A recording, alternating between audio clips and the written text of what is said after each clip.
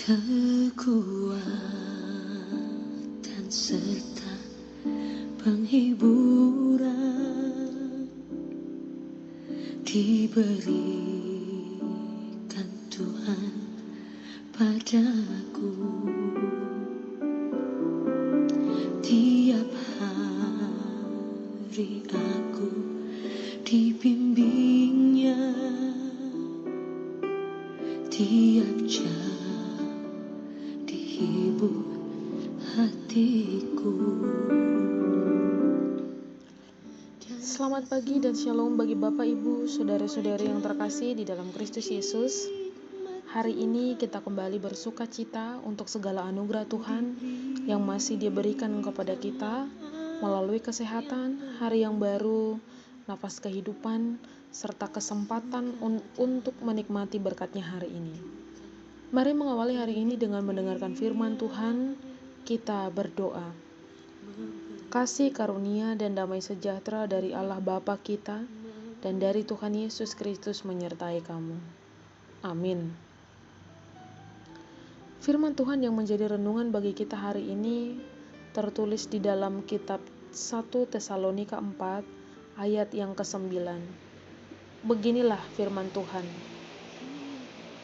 Tentang kasih persaudaraan tidak perlu dituliskan kepadamu, karena kamu sendiri telah belajar kasih mengasihi dari Allah. Demikian firman Tuhan.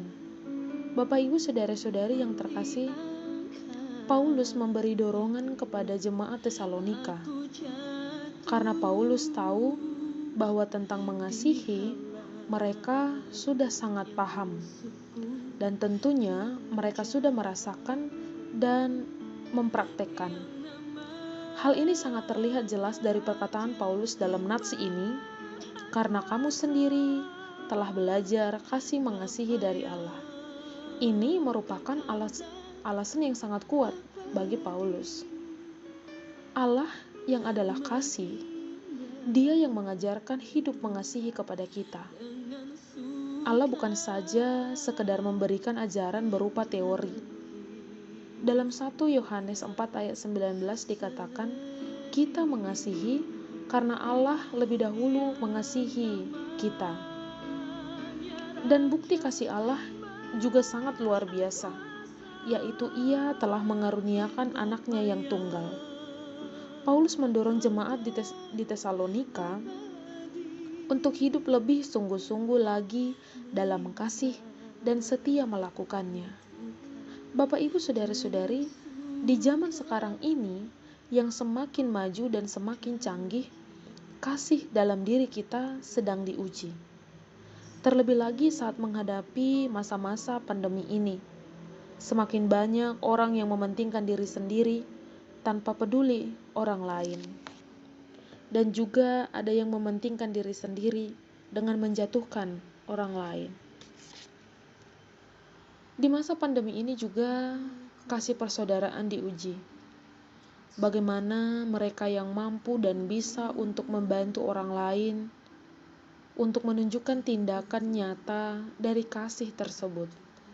Sebagai orang Kristen, kita dituntut untuk saling mengasihi.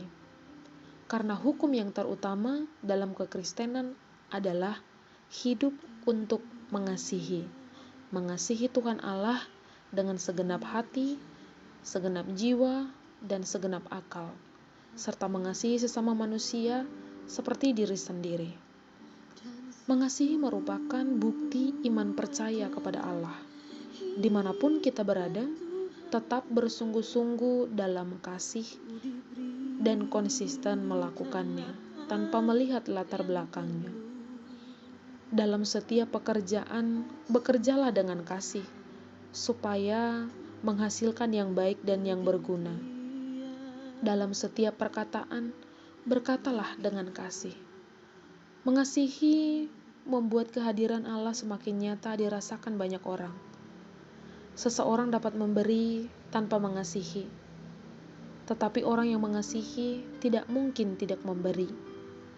Kita disempurnakan dalam kasih, maka kita perlu terus berlatih untuk hidup dalam kasih. Merenungkan kasih Kristus merupakan kebutuhan kita. Membagikan kasih Kristus adalah untuk memenuhi kebutuhan orang lain. Kasih kita haruslah terus mengalir. Maka, mari hidup saling mengasihi dan sungguh-sungguh hidup dalam kasih. Semoga kita dikuatkan oleh Tuhan untuk melakukan firman-Nya. Amin. Kita berdoa. Terima kasih Tuhan untuk sapaan firman-Mu hari ini. Kembali memberikan kami semangat dan motivasi hidup untuk menjalani kehidupan kami ke depannya. Engkau mengatakan ya Tuhan untuk kami hidup saling mengasihi. Oleh karena itu kami mohon ajari kami dan selalu ingatkan kami Tuhan untuk tetap mengandalkan kasih yang daripadamu, di mana Engkau ya Tuhan yang telah terlebih dahulu mengasihi kami, sehingga kami kuat dan tetap semangat untuk melakukan segala sesuatu pekerjaan kami di dalam kasih yang daripadamu. Tuhan berkati setiap orang yang mendengarkan firman-Mu ini. Engkau yang menyembuhkan mereka yang sakit. Engkau juga ya Tuhan yang selalu membantu mereka yang dalam pemulihan. Setiap pekerjaan tangan mereka Tuhan yang campur tangan dan menjauhkan segala mara bahaya. Tuhan yang memberkati bangsa ini bawa ke jalan yang Kau kehendaki. Tuhan, kami adalah manusia yang berdosa. Ampuni kami agar kami layak di hadapan-Mu. Di dalam Kristus Yesus kami berdoa dan mengucap syukur. Anugerah dari Tuhan kita Yesus Kristus, kasih setia Allah Bapa, dan persekutuan Roh Kudus kiranya menyertai kamu sekalian. Amin.